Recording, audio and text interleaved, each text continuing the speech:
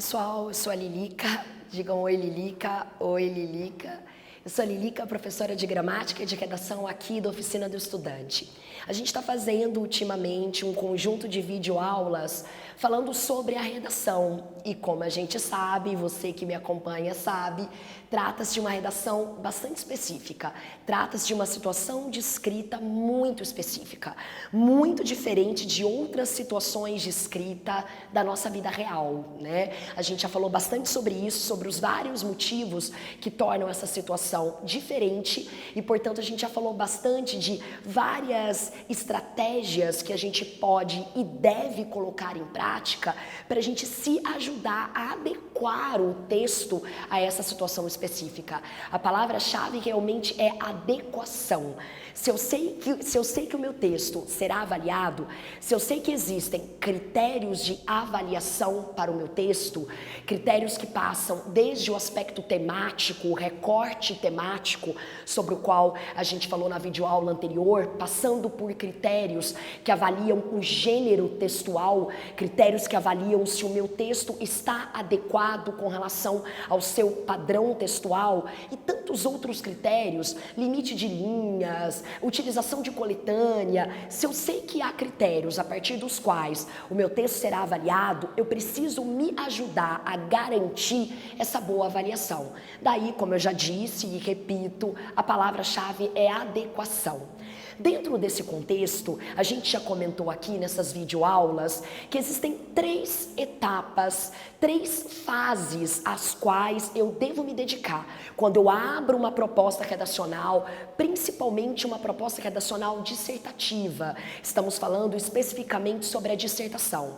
Essas 3 etapas são, primeiro, a leitura. Leitura, leitura, leitura. Lembram-se do nosso mantra? A redação no vestibular é, antes de tudo, uma avaliação de leitura. Eu preciso ler com atenção, com qualidade, para entender exatamente sobre o que é para eu escrever, para conseguir utilizar a coletânea em meu favor, né? Para conseguir perceber na coletânea ajuda efetiva para escrever o meu texto. Ler, ler, ler. A gente já falou bastante sobre a etapa da leitura e a gente vai voltar a falar também mais lá pra frente sobre estratégias, sobre mecanismos que podem e devem me ajudar a ler com qualidade. Mas hoje eu quero falar sobre a nossa segunda etapa, a etapa intermediária. Depois que eu já li, já me dediquei, já li com qualidade e antes de eu começar a escrever, eu preciso preparar o meu texto. Estou exagerando na pronúncia de propósito. Preparar o meu texto. Eu preciso pensar no meu texto antes de começar a escrever. É por isso que hoje eu quero falar com vocês, quero comentar um pouquinho sobre o projeto de texto. Eu não sei se já aconteceu com vocês, infelizmente eu já ouvi vários relatos, vários depoimentos desse tipo. Lilica, estava lá no vestibular, estava fazendo o meu texto, quando deu um branco. Escrevi 2 parágrafos, escrevi 3 parágrafos, depois não saía, não sabia mais o que escrever. Ou então, não a expressão deu um branco, mas a expressão travou. Lilica estava escrevendo e travou. Entendo por que isso acontece. Por que trava? Por que dá um branco? Porque a situação de vestibular é uma situação estressante, é uma situação cansativa, mas principalmente deu um branco, travou, porque você começou a escrever sem saber como você ia escrever, sem saber como você pretendia terminar. Você começa a escrever por fluxo de consciência, aquilo que vem vindo à sua cabeça. E pode acontecer de você estando cansado, estressado, nervoso e ansioso. Infelizmente bem comum nessa situação de vestibular, você fica muito mais suscetível ao travou, ao deu um branco. Para evitar que isso aconteça, o preparo do texto é muito importante. Na verdade, o preparo do texto, essa fase intermediária, esse projeto de texto, é muito importante por vários motivos. São vários os efeitos colaterais positivos. Eu falei de um, evitar dar o branco, evitar travar. Tem outro também, que é o do limite de linhas. Quantas vezes eu já ouvi depoimento do tipo, Lilica, eu estava lá escrevendo, quando eu vi que eu estava na 29ª linha, portanto faltava apenas uma linha e eu nem havia começado a proposta de intervenção social. Você não pode deixar que isso aconteça. Numa dissertação do Enem, em que a gente sabe a proposta de intervenção social vale 20% da sua nota, existe um critério de avaliação única e exclusivamente dedicado à proposta de intervenção social. É claro que não tem como fazer uma boa proposta de intervenção social em uma linha. E outra, depoimentos do tipo, Lilica, extrapolei o limite, e agora? Depois que eu vi que o limite era de 32 linhas, eu já tinha terminado o meu texto, já tinha entregado a redação e ela tinha 42. E aí o que vai acontecer? O que vai acontecer é que os corretores lerão até o limite. São 30, o corretor vai ler até a 30ª linha. São 32 linhas, o corretor vai ler até a 32ª. E não preciso explicitar a você o que acontecerá com o seu texto se as 10 linhas finais deixarem de ser lidas. É claro que a sua avaliação será prejudicada. Mas, Lilica, foram as 10 melhores linhas da minha vida. Lilica, eu tenho certeza que esse texto de 42 linhas foi maravilhoso. Sinto muito. Escrever no vestibular não é uma situação específica inclusive porque você precisa seguir regras sobre limite. São 32? São 32. Nisso também o projeto de texto pode ajudá-lo. Se você prepara o seu texto, se você pensa no seu texto antes, você consegue fazer uma expectativa de quantas linhas você pretende gastar para cada parte do seu texto. E aí não correrá o risco de perceber que você só tem apenas uma linha para fazer uma das partes mais importantes da dissertação, que é a proposta de intervenção social no Enem. E também você não correrá o risco de extrapolar o limite de linhas e, portanto, fazer com que as suas 10 linhas mais geniais que você escreveu na sua vida não sejam lidas. O projeto de texto é uma espécie de mapinha. Quem me conhece sabe que eu adoro uma metáfora, adoro uma comparação. E, na minha opinião, essa metáfora é realmente muito esclarecedora. É um mapa. Da mesma forma que na vida real, para eu sair da minha casa e chegar até um outro ponto, até um outro lugar, e eu não sei como é que eu faço para chegar até um outro ponto, eu não tenho a mínima ideia por quais caminhos eu tenho que passar, quais caminhos eu vou percorrer, é claro que haverá grande chance de eu me perder no meio do caminho. Imagina, saindo da minha casa, tenho que chegar até a casa de fulana. Eu não tenho a mínima ideia qual avenida que eu vou pegar, qual rua. Eu vou descobrindo o caminho. Se eu vou descobrindo o caminho, além de demorar muito tempo, além de ter uma chance muito grande de eu me perder, eu posso não chegar aonde eu pretendo chegar. Ao contrário disso, se eu preciso sair da minha casa e chegar até a casa de fulana, se eu tiver em mãos um mapinha, sabe aquele mapinha antigo, que hoje em dia com o GPS ninguém mais faz um mapinha improvisado. Eu estou me referindo àquele mapinha palavrístico mesmo, né? Aquele mapinha que as pessoas anotam, dão informações gerais, indicam palavras-chave que vão guiá-lo, que vão orientá-lo até você chegar aonde você pretende chegar. Lilica, quer chegar até a minha casa? Desça a Avenida Brasil, pegue a primeira direita, passe por uma escola, segunda esquerda. Ou seja, um mapinha é um conjunto de orientações, é um conjunto de palavras-chave que vão servir, como eu acabei de dizer, para orientá-lo, para indicá-lo. Não sei se você já reparou, tanto na minha explicação quanto no que está escrito aqui na lousa, o mapinha não é o rascunho. Não sei se você sabe, não sei se você já me ouviu falar sobre isso. Não fique bravo comigo, não fique brava comigo, eu juro que eu explico. Eu sou contra o rascunho. Nessa situação específica de vestibular, nessa situação específica de escrita, que é específica, inclusive porque você tem pouquíssimo tempo para ler e para escrever, o rascunho pode prejudicá-lo e muito. Sabe por quê? Porque o rascunho é a soma de duas atividades ao mesmo tempo. No rascunho, eu estou pensando no que eu vou escrever e estou escrevendo ao mesmo tempo. Por isso que a maioria de nós, por isso que a maioria das pessoas que fazem rascunho, inclusive o fazem a lápis, né? A pessoa começa a escrever, para, pensa, olha, apaga, faz um X, começa tudo de novo. E sabe qual que é a grande questão? Quando a gente está fazendo duas coisas ao mesmo tempo, a gente fica tão imerso nessa dupla atividade que a gente não tem noção do quanto tempo está passando. Às vezes eu estou fazendo um rascunho, acho que se passaram 10 minutos, se passaram 30. E como eu disse, como você sabe, nessa situação específica, o tempo é precioso.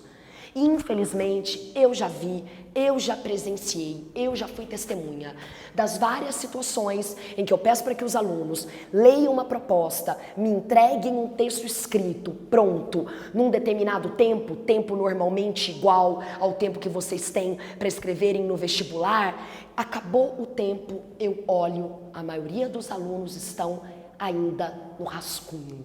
Por causa disso e por causa de outros motivos, eu sou contra o rascunho.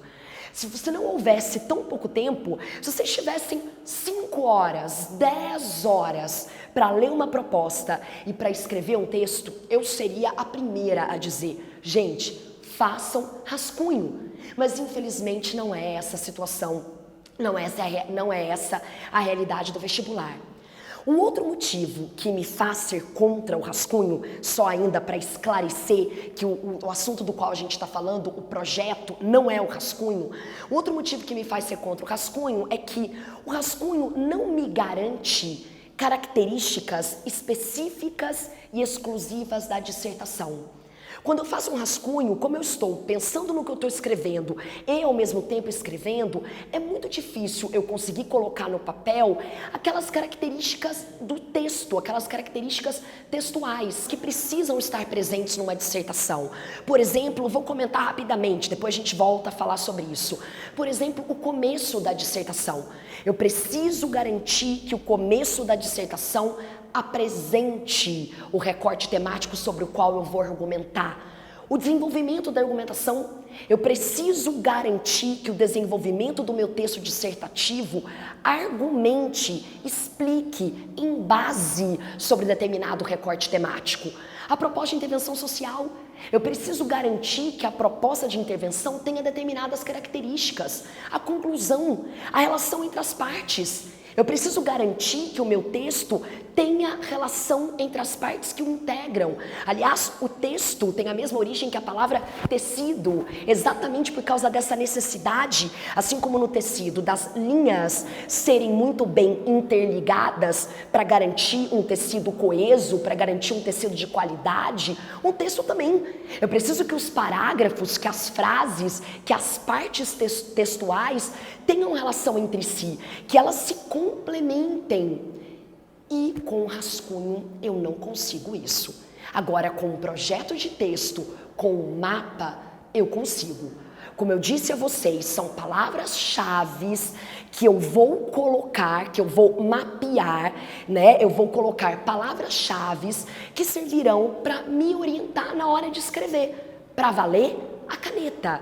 Palavras-chave que vão levar em consideração o limite de linhas, palavras-chave que levarão em consideração a função de cada parte. Então, eu sei que a função do começo da dissertação é apresentar o recorte temático, vou colocar lá no meu mapa a apresentação, por exemplo, sobre o tema da redução da maioridade penal no Brasil, um tema que está sendo muito discutido, estamos discutindo muito aqui no cursinho, pensando no seguinte recorte: a questão dos jovens infratores e a redução da maioridade penal no Brasil.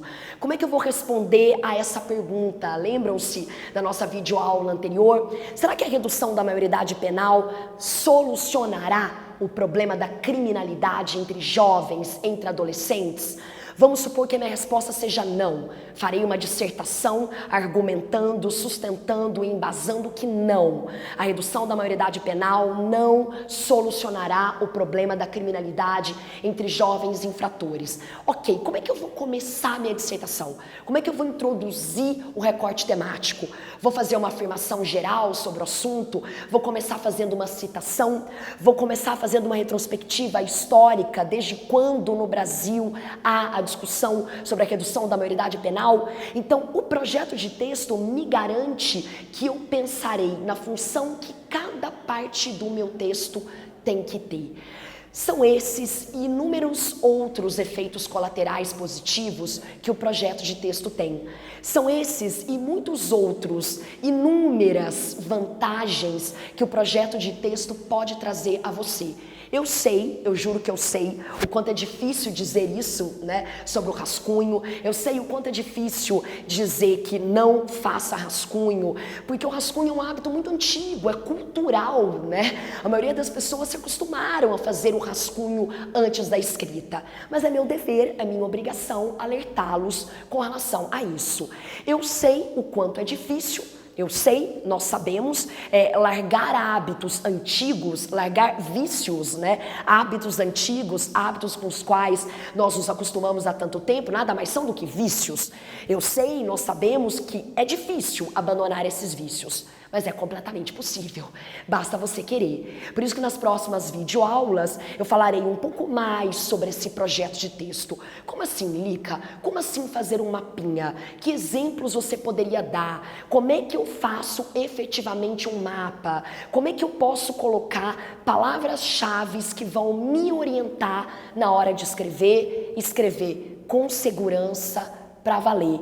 E antes da gente encerrar essa aula, mas como assim, Lica? Passar do projeto de texto para a escrita, para valer a caneta, e se eu errar, não tem problema, risca em cima, faz uma rasura, né? A rasura, desde que ela seja organizada, e quando eu estou falando em rasura, eu estou me referindo ao risco em cima, não estou falando do branquinho, né? Não estou falando daquele corretivo que na maioria, na imensa maioria das provas de vestibulares é proibido o uso daquele corretivo, o uso daquele branquinho. Estou me referindo mesmo a arriscar. Escreveu uma palavra, viu que está errada, não é aquela palavra que você deseja, cometeu um erro de grafia, risque a palavra em cima e coloque a palavra correta, risque a palavra e coloque a palavra correta em cima, do lado.